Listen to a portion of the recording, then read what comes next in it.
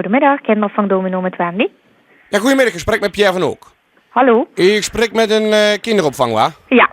Rosalie, ik ga je vragen. Is er nog plaats over voor een kind of niet meer? Of zit je gans vol? Nee, maar ik zal u even doorverbinden met de bazin. Eén momentje, alstublieft. Ja, dankjewel.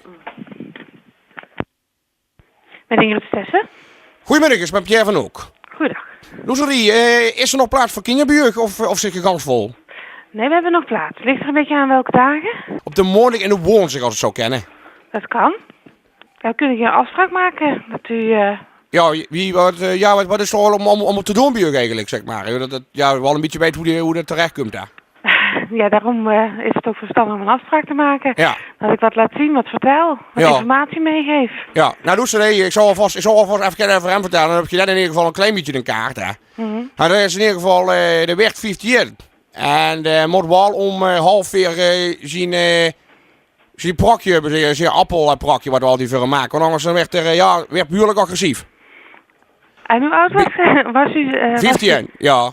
En Dat is te oud, hè? En dan ga je al bij een ander het kinderdagverblijf had er al immers kind toe goed gestoken. Omdat er dus dat prokje niet kreeg om 3:30. Ja. Dus dat is wel heel belangrijk voor hem. Ja, Ja. dat is een beetje Maar hoe ik zien denk dat doen. u te oud is voor bij ons. Ja, wie zo het ik bedoel, ja, dit is voor mensen door de plaats kinderopvang, hoor. Als kind wil het het gewoon nodig, ja. Dat er ook een beetje vertieren en zo. Trouwens, wij kunnen ook niet altijd op hem letten. Want hij valt ook regelmatig gewoon uit zijn stoel. Weet je wel, hij zet zo'n helm op, hè. Ja, ik denk niet dat we u kunnen helpen. Maar je zit nog een kinderopvang, of niet? Jazeker. Nou, dan, wat is dan het probleem? Dat hij te oud is. Maar wat is de orde? Ik bedoel, hij speelt nog steeds met blokken en met treintjes, dus dat is het probleem niet. Nee, maar wij vangen niet tot 15 op. Nee, maar hij speelt gewoon net als een klein kind, weet je, daar merk je wel helemaal niks van. Ja, dan moet hij naar een andere opvang. Wat denk je dat dan geschikt voor mij is? Ja, daar zijn andere instanties voor, meneer. Oh.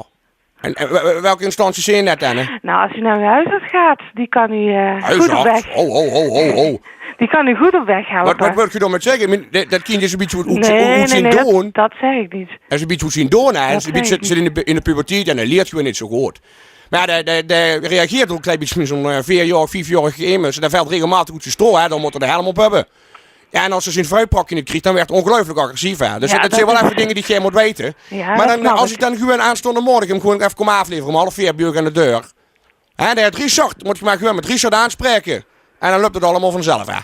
Als u dan meekomt, dan hebben we het erover. Oh, dat vind ik heel fijn. Hè? Ja, nou, dan nemen we met. En, Is goed. en ik zou het fruitprokje Prima. metnemen. Zie namens Richard. Is goed. Oké, fantastisch. Dag. Dankjewel, hè. Hoi.